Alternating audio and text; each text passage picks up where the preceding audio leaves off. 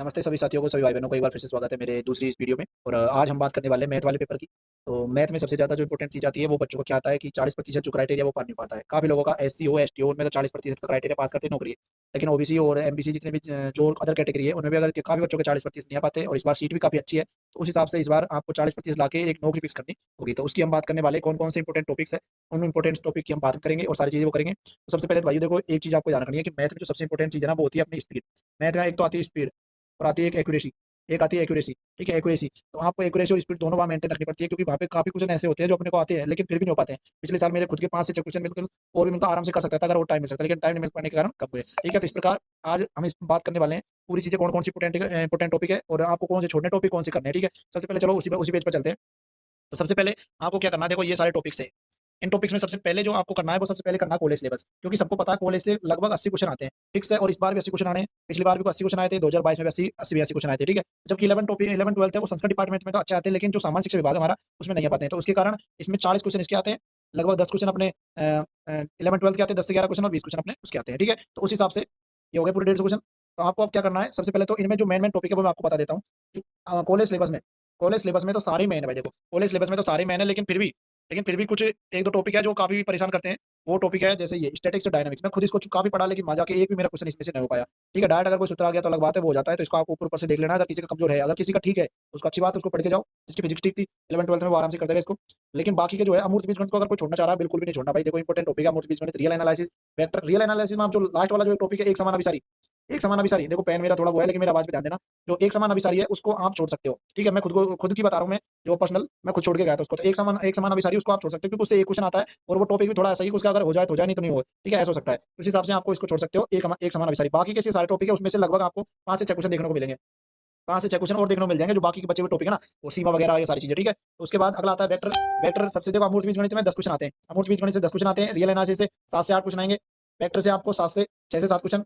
ठीक है, 3D से भी 6 से 7 क्वेश्चन, अवकलन गणित से 6 क्वेश्चन, समाकलन और अवकलन समीकरण से 6 क्वेश्चन, कॉम्प्लेक्स से भी 6 7 क्वेश्चन। लगभग एक आइडिया रहता है 6 7 ऐसे नहीं जरूरी 6 आए, लेकिन 6 और 7 से कम नहीं आएंगे। ठीक है, न्यूमेरिकल एनालिसिस से 5 से 6 क्वेश्चन इसमें से आते हैं, डिफरेंस इक्वेशन इससे 1 क्वेश्चन आता है, आपको पता है अंतर समीकरण वाला होता है। और स्टैटिक्स डायनामिक्स इससे भी 5 से 6 क्वेश्चन आते हैं टोटल मिला के। तो उस हिसाब से आप कॉलेज वाला तो इंपॉर्टेंट है, क्योंकि सारा जो है 80 का 80 मामला, जो 80 क्वेश्चन का मामला वो कॉलेज से आना है। उसके बाद आपको ये तो करना ही है। ठीक है, लेकिन आप इसमें मैं बता रहा हूँ, एक तो आप इसको छोड़ सकते हो, अगर आप पे नहीं हो रहा तो कोई दिक्कत नहीं है, क्योंकि वहां जाके क्वेश्चन बनेगा नहीं। अगर आप पे हो रहा है तो छोटा नहीं है भाई, बिल्कुल मेरी बात बिल्कुल नहीं माननी है, अगर हो रहा है तो आपको करना है इसको। ठीक है, उसके बाद रियल एनालिसिस आप एक समान अभिसारी छोड़ सकते हो।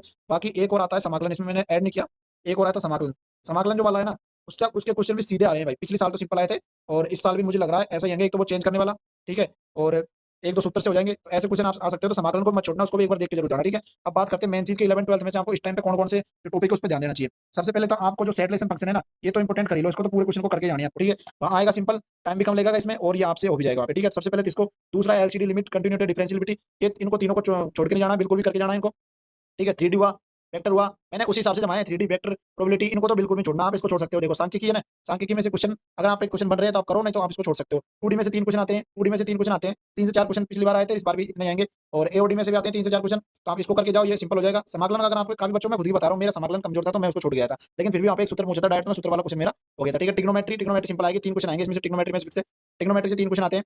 उसके बाद क्वाड्रेटिक एक क्वेश्चन, बाइनोमियल एक क्वेश्चन, पीएनसी एक क्वेश्चन, मैट्रिक्स इंडिटरमिनेंट 4 से 5 क्वेश्चन, और सीरीज कॉम्प्लेक्स इनका एक क्वेश्चन। तो लगभग एक से दो क्वेश्चन आ सकते हैं। लेकिन ये जो ऊपर के टॉपिक है ना, ये जो ऊपर के टॉपिक है ये वाले, इनको तो आपको बिल्कुल भी नहीं छोड़ना है। देखो इनको तो करके ही जाना आपको। उसके बाद एओडी और ट्रिग्नोमेट्री और क्वाड्रेटिक इक्वेशन, इनको करके जाना आपको। ठीक है, 11 12 में से तो इंपॉर्टेंट टॉपिक हो गए।